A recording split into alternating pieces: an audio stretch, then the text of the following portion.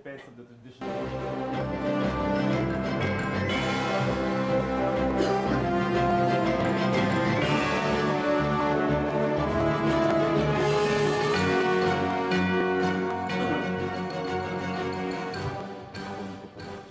Good morning, Malacañang Press Corps. Welcome sa regular press briefing ni Presidential Spokesperson Harry Roque. Good morning. We've just returned from Biliran. At least 7 secretaries only returned literally this morning, having been stranded in Biliran. But I think it was a good visit of the president. The president announced, among others, that 25,000 food packs are already in Biliran as we speak. He asked members of the cabinet to expedite the rebuilding of Biliran.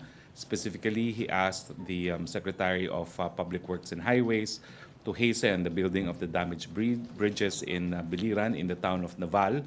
The town of Naval is not really isolated because it can still be reached through the circumferential road, but it takes much longer without the two bridges. No? President asked Secretary Villar to finish repair of the two bridges in less than a month because Secretary Villar said that it could be finished in a month's time.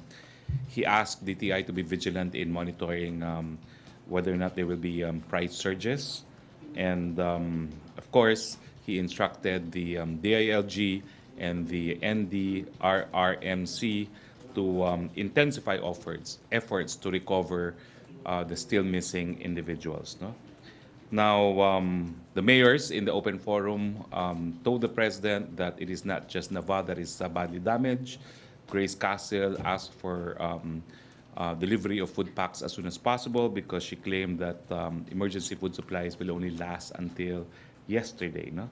And the good news, of course, is the food packs are already there, and if they are not distributed fast enough, the president even committed that he will task the Air Force to airlift food packs to the different municipalities of Biliran. No? Okay, so this afternoon we will have the signing of the 2018 General Appropriations Act as well as the Tax Reform for Acceleration and Inclusion. And perhaps let me read some of the salient provisions of the train which will be signed this afternoon. Of course, the most important provision is that it will spare 99% of our population from the payment of income taxes because those earning not more than 250,000 per annum will now be tax exempt. No? So the minimum wage workers earning 12,000 will still be tax exempt. Clerks with monthly salary of 15,000, which used to pay 7,000 in taxes, will now be tax exempt. Call center agents, no? which earns 21,000 monthly, used to pay 22,000 in taxes, but will now be exempt. And a public hospital doctor with 57,000 monthly salary used to pay 138,000 in taxes. Now he will only pay 90,000 or a savings of 48,000. Now there's also simplified taxes for small and micro taxpayers, and that is the payment of a flat tax of 8% on gross sales in lieu of income and percentage tax. Now, of course, to cushion the impact of indirect taxes, there is cash transfer provided in the law itself. 10 million households will receive cash transfers of 200 per month in 2018 and 300 per month in 2019 and 2020. Estate taxes is now lowered. So lahat ng mga nagtatanong dati sa dati kong program about estate tax, and you can't imagine how many have not paid estate tax, no? Will now have to pay a fixed rate of 6% for the net estate with a standard deduction of 5 million pesos. No? Donors' taxes is also now at a fixed rate of 6% over and above 250,000 yearly. Now, value-added tax was also modified. There were 54 special laws repealed with non-essential VAT exemptions, thereby making VAT fairer, but exempting from VAT medicines for diabetes, high cholesterol, and hypertension. Purchases of senior citizens and people with disability continue to be exempted from VAT. Oil excise taxes, there will be staggered increase of up to 6 pesos per liter over a 3-year period, no, with lower rates for essentials such as diesel, kerosene, and LPG. Now, automobile excise tax, it's 4% for vehicles up to 600,000, 10% from vehicles between 600 to 1 million, 20%, 1 million to 4 million, and 50% for hybrid cars, and purely electric vehicles will still have 0 excise tax. Sugar sweetened beverage, 6 pesos per liter for drinks containing caloric or non-caloric sweetener, 12 pesos per liter for drinks containing high fructose corn syrup or combination. 3-in-1 coffee and milk will be exempt. There's a new 5% gross receipt tax on cosmetic excise tax, no? Coal excise tax, which generated a lot of debates. The increase is from 10 pesos per metric ton to 50, 100, and 150 respectively for 2018, 2019, and 2020, covering both domestic and imported coal. Okay? This will translate only to a very small increase in terms of the price of electricity. I was told, well, a computation has been made that with 9 pesos per kilowatt, the impact on Meralco electricity price of coal is just 2 centavos per kilowatt per hour, no? Those consuming 100 kilowatts per month will pay 780 per month. Okay, those consuming 100 kilowatts per month and pay 780 per month will only pay 2 pesos due to coal and 15 in total additional, no? And those consuming 200 kilowatts per month, who are paying 1,920 per month, will only pay 4 pesos and 30 pesos in total. And those 4 pesos due to coal and 30 pesos in total. And those consuming 300 kilowatt per hour and pays 2,970 per month will only pay 6 pesos due to coal and 45 in total. Mining excise tax was doubled from 2 to 4%. Tobacco excise tax was increased from 31.2 per pack in 2018 to 32.5 between January to June, and then 35 pesos per pack from July 2018 to December 2019, 37.5 per pack in 2020 and 2021, and 40 pesos per pack in 2022 and 2023, followed by an annual indexation of 4%. Doc stamps was doubled, 50 to 100% increase, except for property, savings, and non-life insurance. Foreign currency deposit units increased from 7.5 to 15% final tax on interest income. Capital gains of non-traded tax increased from 5 to 10% to 15% final tax on net gains only. And stock transaction tax increased from 0.05 to 0.6% of transaction value. So it's only 0.1 increase. And then earmarking of incremental revenue, 70% to infrastructure, including military infrastructure, and 30% to social services and mitigating circumstances. Now, there will be some line veto, but the President will be the one to announce later on very minor line vetoes, no, in the budget. The President will announce later. Now, also, by way of final announcement, we have opted to withdraw from the second Millennium Challenge, and this is because it was deemed by our policymakers. The decision to withdraw was because of the urgent priority of the administration to rebuild Marawi. No? So, although the first compact was responsible for the implementation of the secondary national road development project, the Kapit Bisig Laban sa Kahirapang Comprehensive and Integrated Delivery of Social Services, and Revenue Administration Reform Project of the Department of Finance, it was deemed that for the time being, we will withdraw our application for the second cycle, and we will focus instead on the rebuilding of Marawi, although We have invited the U.S. government's continued support and assistance for the reconstruction of Marawi. We are confident that the U.S. government fully understands the decision to reallocate our funding priority for this year and that this will not in any way adversely impact our eligibility for another round of compact assistance in the future, because it calls for counterpart financing as well. No? Okay, questions? Yes. Yeah. Pia Rañada. Microphone. How much are we talking about, sir, in terms of the second Millennium Challenge? What's the worth of the aid that we decided to decline? Well, we withdrew, no? It's not really an aid being given as of now, no? I forget the figure. I mentioned it once, I remember, no? But I forget at the moment, no? I'll tell you after the briefing. And sir, which condition or aspect of the package did we find objectionable?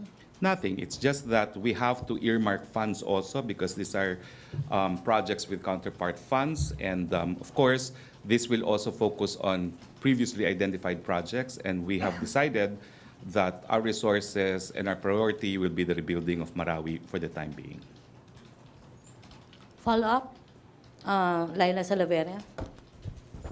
Sir, what happens to the projects that were supposed to be funded by the Millennium Challenge? Well, as I said, no, we had to reallocate our resources and our priority to the rebuilding of Marawi. So we're abandoning the other For the time projects? being. For the time being. For how long, sir? Maybe until we have had some traction in the rebuilding of Marawi.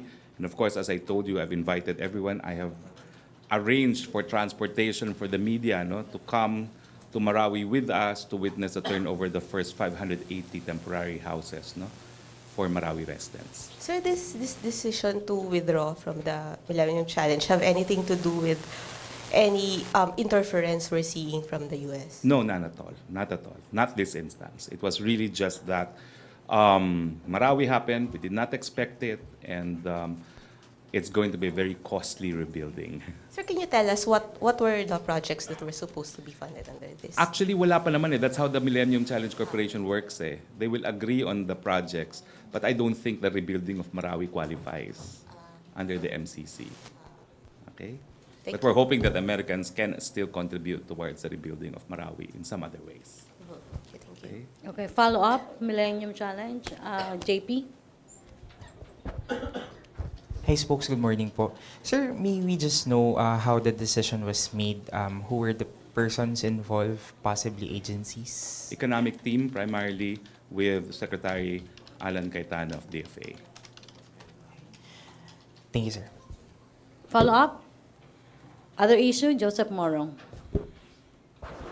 Sir, on the train, yung pong tax exemptions, yung increase in or decrease sa mga taxes na babayaran, that's good for those who have income. But some groups are saying that there's 15.1 or 0.6 million who are in the informal sector, meaning wala itong regular income. And they might be hit by the increases in, say, for example, sweetened beverage, petroleum, LPG, for example, that will cost them, like, in 2018, parang dos or piso per liter. That's why the train itself allocates funds, no, for cash transfer to the poorest 10 million of our population. As I mentioned, it begins with how much is it? 200 in 2018, 300 in 2019, and 2020. That's monthly. So we have provided for mitigation, no? Realizing that the poorest of the poor would need some kind of assistance as a result of train. And the 200 is enough to offset yung mga increases, you I think? believe so, because as I read out the computation, no, many of the new excise taxes would not really amount to much because really the amount of taxes that you pay is dependent on your consumption as well. And if you are marginalized, the consumption is very low.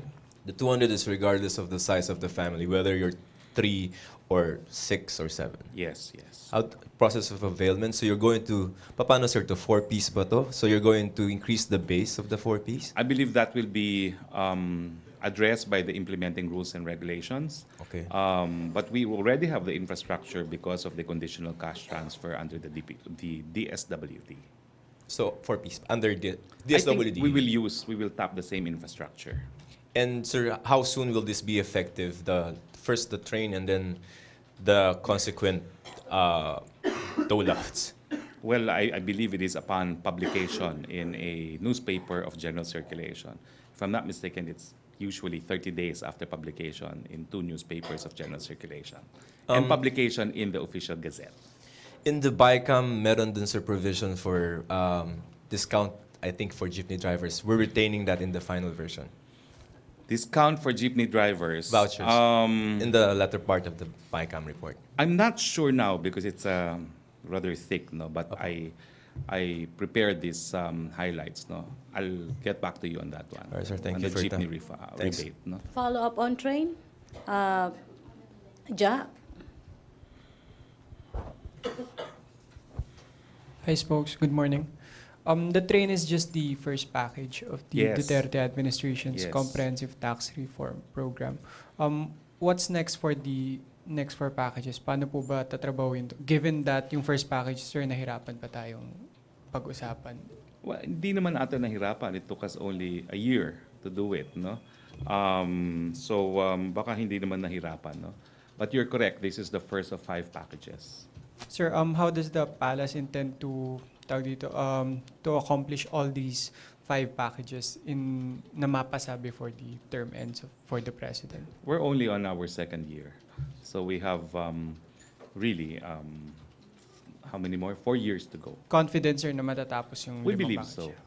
Thank you, sir. I think the fact that we have allies in the House of Representatives and in the Senate has proven invaluable, no, in pushing for the tax reforms of this administration. Thank you, sir. Follow up? Other issue? Pia? Sir, just to clarify on the Millennium Challenge topic, sir, you mentioned we're withdrawing our application. So this is, sir, different from the 5-year grant for which we were not renewed. Tama No, po ba? there has not been any decision made. There's only been a decision for the first cycle, no? And there hasn't been any decision made on the second cycle. Okay. And before any decision, we have opted to withdraw because we really cannot give any other priority other than to the rebuilding of Marawi at this point. So this is after the 5-year, which expired Yes, the last first one was fully implemented. The first cycle was fully implemented, and the projects funded between 2010 to 2016 include Secondary National Road Development Project of the DPWH, Kapit Bisig Laban sa Kahirapan, Comprehensive and Integrated Delivery of Social Services of the DSWD, Revenue Administration Reform Project of the Department of Finance and BIR. So for the second compact, that's what the decision of the policymakers is, not to apply for second cycle or the second compact assistance. So, sir, nothing to do with the low rating that the Millennium Challenge Corporation gave the Philippines in terms of law and order? As I said, we withdrew before any decision was made. Okay. Joseph, follow up about MCC? Other? Joseph. Sir, balik lang ako sa train. How much is this going to generate for the 120 government? billion. 120. And it said there that 70% will go to build, no? Yes, and 30 for other 30% for services. social and mitigating measures. So just as a soundbite, where the bulk of this 120 billion, once collected, will go to where? Papunta po ito sa build, at ang 30% po ay para sa serbisyo sa publiko at para po maibsan yung epekto ng train sa pinakamahihirap ng ating mga kababayan. All right, thank you. Okay, Ace? I'm sorry, Ina, follow up? Okay. Secretary, may we get more information about the plan of the President to fire about 90 policemen over alleged corruption? I know as much as you do. He announced it in Davao. But I'm sure there is a process. And then the figure of 90 must be as a result of the process, no, investigation already conducted. Because as you know, the employees are entitled to due process. No? So I think the 90 that he gave are individuals who are up for termination after observance of due process. So, investigation is already ongoing. I believe so. Ano po yung mga transgressions nila? Ayun, ako madami po dyan. Pero, like what? For being coddlers of narco politicians to engaging in other crimes themselves. No? You see, there are many forms by which we can discipline our men in uniform. There's the NAPOLCOM, there's the pleb, there's the Internal Affairs Service of the PNP, there's the Ombudsman, no, for the armed forces and the police. No? So all these 90 individuals, I take it, no, have already been investigated because the president is ready to terminate them. So they are being accorded yung due process I of believe rights so. nila. But, It's indispensable. It's a requirement. so yung highest ranking po nila is He mentioned colonels. colonels. Diba? He mentioned colonels. Okay. Thank you, Secretary. Ina Andolong. Microphone. Sir, dun sa Millennium Challenge, can you explain to us, sir, lang in simple language, how the governments need to prioritize or to reallocate resources for the Marawi rehabilitation will be a factor in our application, which in the end would give us aid? Well, unang-una kasi ito ay para sa mga proyekto, no, na i-implement din ng ating bayan. No? Pangalawa, meron din yung mga kahit papano mga counterpart na kinakailangan bigyan ng ating taong bayan, ng ating estado. No? Kaya ang naging desisyon, unang-una na bago ang ating prioridad. Siyempre, pagdating sa infrastruktura, ang ating prioridad ngayon ay makabangon ng Marawi. No? So, yung mga ibang proyekto ay siguro po pwede muna nating isang tabi at ibuhos muna ang ating resources at atensyon dito sa pagbabangon ng Marawi. But sir, hindi po ba tayo makakakuha nga ng aid for Not as under the additional- MCC. Not under the MCC. Not for the A grant? rebuilding of Malawi. Because MCC exists for other objectives. No? They do not exist for rebuilding because of natural or man-made calamities. And we don't see any, kumbaga hindi tayo masasayangan dun sa kung ano man pong proyekto ang posibleng mapondohan ng Hindi MCC. naman, because as I said, this is temporary. We will probably apply again some other time. But for now, our resources, attention, and energies are focused on the rebuilding of Marawi, and for obvious reasons. Another topic, sir. The President last June signed yung ban on firecrackers. It's So not an mala- absolute ban. It's regulating. Okay. No? Among others, So ano, sir, ang local government units are now tasked to Yes. designate, no, areas where the public can still. this would be the first time, sir, na ma-implement siya sa This would be the itong first new year of year na to. implementation. Yes. Ano ang expectations sa Malacañang? Are you going to be strict about it? Will law enforcers be instructed to make sure that these or that this new rules would be followed? Well, that's the order of the President to all LGUs and all personnel of the Philippine National Police. Okay. Okay, last question na. Laina? Sir, there's a recent report that the palace seems to be sitting on ecozone applications and holding up more than 60 billion worth of projects. Can you tell us what was the reason for the delay in the approval of the I do not applications? know if we are sitting on them, no? Because the desired goal of the government is to attract foreign investments, no? And I suppose many of these projects in these ecozones involve foreign investments as well, no? But I will look into it. Maybe there's just delays because of environmental clearances required, but I can't imagine having a policy where we sit on approval of ecozone projects. That's impossible. I'm ruling it out. Maybe not sitting, sir, but delaying. Or I at least- don't think there's a policy to delay these ecozone projects because, as I said, it's always been our objective to attract new investments into the country. Oh, exactly, sir. Why haven't these applications been approved, sir?